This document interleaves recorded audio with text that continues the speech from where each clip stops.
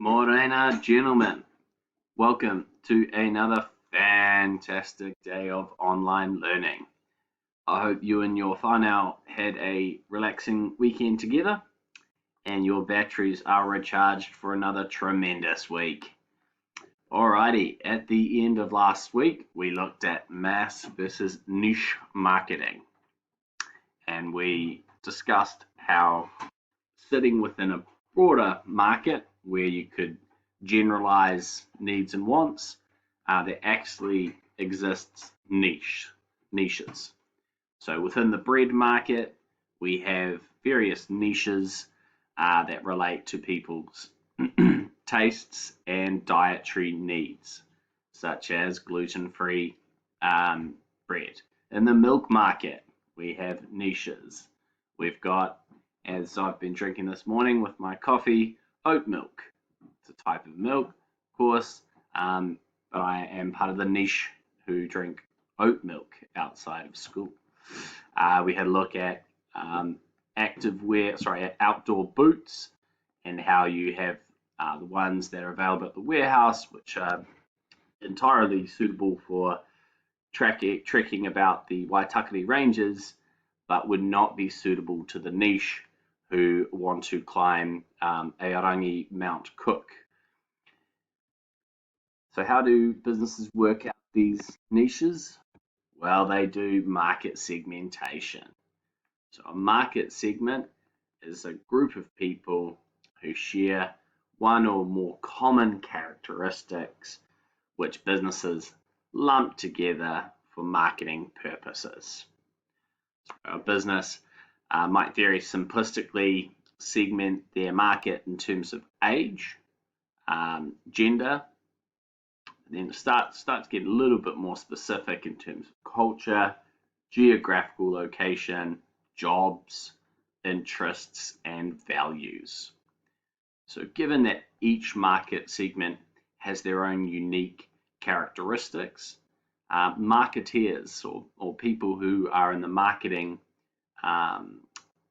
part of a business will look to target this segment through developing marketing that will suit or be more attractive to this market segment. So if we are able to segment our market, our marketing will be more effective, as we discussed last week, in terms of niche marketing, because our business is able to predict more accurately how these segments are going to respond to different types of marketing. And with more effective marketing, ones which generate a stronger response from our consumers in terms of their demand, it's going to result in increased sales. And from increased sales, our business is going to be able to generate increased profits. So having a look at some different ways in which a market can be segmented, we've got geographic segmentation. So it might be in terms of the country we live in. So from a perspective of a multinational business, they might be looking to market differently or tailor their products differently to New Zealanders than they would our ugly cousins in Australia. Sorry if you're an Australian in this lesson. Geographically, they might also look to target the urban dwellers, or city dwellers, differently than they would people who live in the rural parts of New Zealand, in the countryside. Your demographic segmentation can relate to those characteristics such as age and gender, income levels, education levels, religion, culture, nationality. We've got psychographic segmentation, and within this segmentation branch, we've got social class, lifestyles, and personalities. So your extroverts will attract different marketing than perhaps your introverts. knowing that they have very, very different perspectives, and behavioral. So behavioral is sort of what our consumers are doing, what they're interested in, how they might use our product. So in terms of marketing towards a couple who are looking to get married, if I'm a baker, if I make cakes, I'm going to do my marketing slightly different towards them than I would a parent who's looking to host a birthday party for their 5-year-old, for example. Businesses are able to segment their markets in ways that are powerful and then in ways that are weak.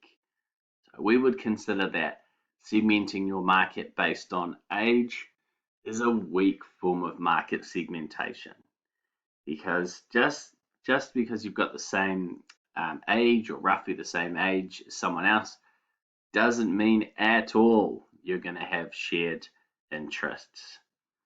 Whilst if we target based on behavior, we would consider this and attitudes and values to be a much more powerful form of market segmentation, because values are a greater determinant when it comes to needs and wants than age. So we'd consider weak segmentation would be having a look at something as vanilla as age, whilst in terms of attitudes and values, that would be something that is a bit more powerful segmentation, because it's on our judgment that people's values and their attitudes are going to bear more on their needs and wants than age. That's not to say, though, that there aren't products where age would be a more powerful version of market segmentation, but across more markets, people's values and attitudes would be considered a more powerful form of market segmentation. Your activity for today, gentlemen, is to complete task 1, L to M, on page 3 of the workbook. So with completing these exercises, the answers are very much within our slides here, so I won't be putting up model answers, but I do encourage you to absolutely reach out to me, email me at t.horrocks@ags.school.nz if you are unsure over any of these activities, and I'll look to provide an answer to you. And if it is a question that I think my answer would benefit you all, I will absolutely post that on our GrammarNet page. All the best with today's lesson and your other classes, guys. Kia kaha.